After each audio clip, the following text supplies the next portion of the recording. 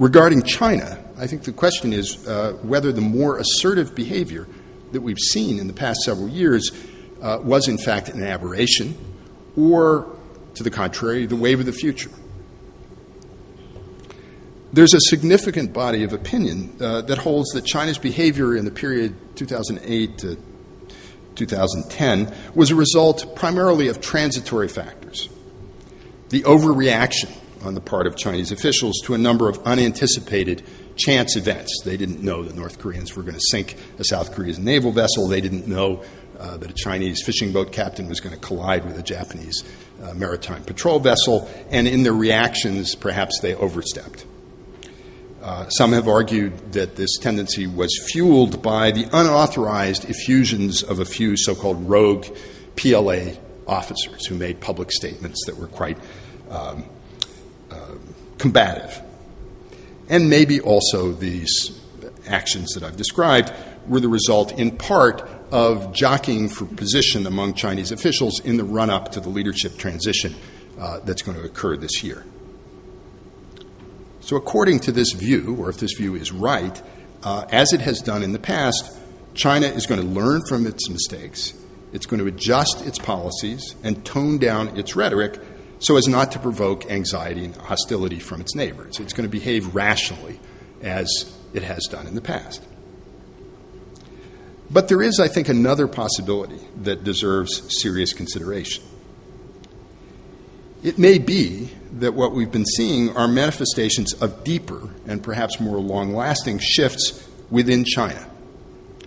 And I would list among these a change in widely shared assessments of trends in the distribution of world power, a view that I think was evident even before the 2008 financial crisis, but which has grown considerably since then, that the United States is in relatively rapid decline, and China, by contrast, is rising perhaps even more rapidly than had been expected. And this change in, again, widely shared assessment of the distribution of power has encouraged a sense in some quarters that China's time has come and that this is the moment for China to behave more assertively than it has in the past. Another factor that I think may be of continuing, perhaps growing importance is the intensification and spread of a more aggressive form of nationalism or patriotism, mixed in some instances with an unhealthy dose of militarism. And that's been fed in part over the years by the regime itself, which after Tiananmen recognized that it could no longer rely on communist ideology to mobilize public support and began to emphasize more traditional ideas of pride in the Chinese nation. But the regime also, I think, finds itself at some moments limited or constrained in its freedom of action by sentiments that it can't completely moderate or control, and which push it towards taking a more assertive or even aggressive stance in dealing with the United States and other countries. Another factor is the rise of a new generation of Chinese political elites. And I'm thinking here not so much of the senior people who are going to take office this year, but those who are coming up behind them.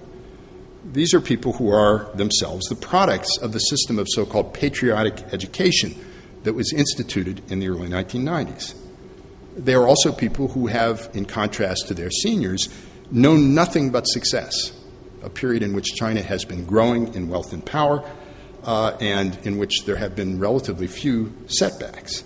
And as a result, they may lack the patience and the innate caution of their elders. A further factor, which I think is potentially of importance going forward, is the apparent institutionalization of a system of comparatively weak collective leadership at the top of the Chinese Communist Party. There's almost a descent from Mao, who could say that the sky was green if he chose and have everyone repeat after him, Deng Xiaoping, who had enormous personal authority and power, Jiang Zemin less so, Hu Jintao, Wen Jiabao less, and I think probably the coming generation even less individual stature and power. As a result, I think, of this tendency towards collective leadership, most important decisions are going to have to depend on consensus.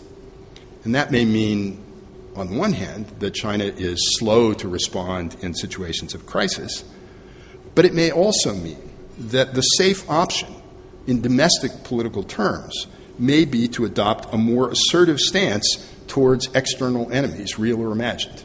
If we're talking about a group of leaders who are relatively equal to one another and are jockeying for position in relation to one another, it's likely that no one is going to be the one at the table who says, maybe we're a little hard on the Americans, or maybe we're a little too tough on Japan, perhaps we should change course. To the contrary, what's going to appear safe, again, in terms of domestic political competition, is to be strong and tough. The continuing percolation of social unrest in an increasingly complex and fast-changing society, which provides few legitimate outlets for the expression of grievances. In such a system, leaders may be tempted to try to deflect popular discontent outwards. And I think we're going to see more internal turmoil, and China's new leaders may be tempted, as I think their predecessors have been, to, at times, seek to direct some of that anger and frustration outwards at foreign enemies rather than inwards at the regime itself.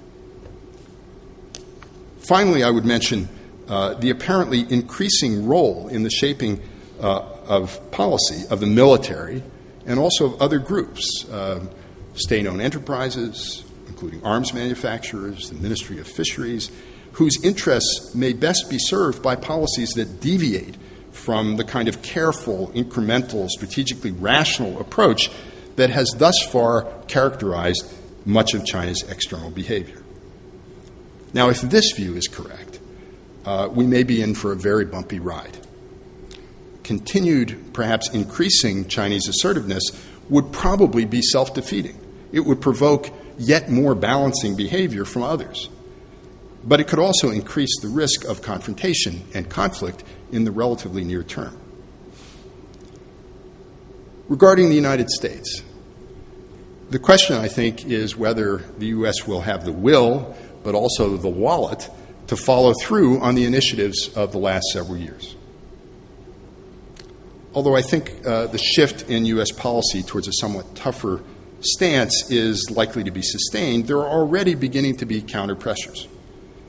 Claims from a number of quarters that perhaps we've gone too far and have been unnecessarily provocative in responding to Chinese initiatives, need to be more careful, more conciliatory, and so on. Such arguments are likely to be bolstered by the belief that the United States simply does not have the resources necessary to compete with China. In the near term, because of the fiscal constraints imposed by the lingering after effects of the 2008-2009 financial crisis, and in the longer term, perhaps because, as some now claim, the United States has entered into a period of decline in its relative power. My own view is that, as has been true in the past, reports of impending American decline are greatly exaggerated. The United States, although its share of total world wealth and power is going to diminish, has deep and enduring strengths due to, among other things, its political stability, its relatively favorable demographics, its capacity for innovation, and its access to natural resources, including, thanks to recent advances in extractive technology, oil and natural gas, in which the United States is going to be more and more a consumer of its own production rather than an importer. China, by contrast, has significant challenges in all of these areas that are likely to impede its future growth. That said, at least for the next several years, the United States government is going to have to operate within very tight financial constraints as it seeks to narrow these large annual budget deficits and to reduce the level of national debt.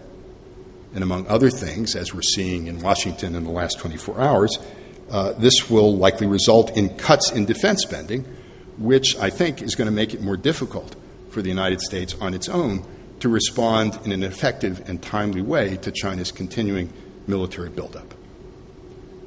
The combination of increasing Chinese assertiveness, if that's what we're seeing, and temporary self-imposed American restraint could make the coming decade in the Asia-Pacific region more difficult and perhaps more dangerous than the one just passed. Now, thank you for